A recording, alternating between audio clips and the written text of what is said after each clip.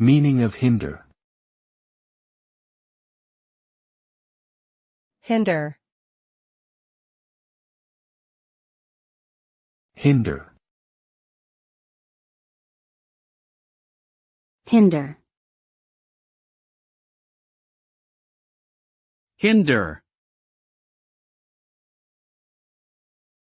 The word hinder means to create difficulties or obstacles that slow down or impede progress.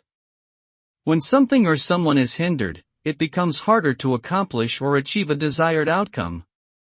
For example, bad weather can hinder travel plans, while a lack of resources can hinder a company's growth.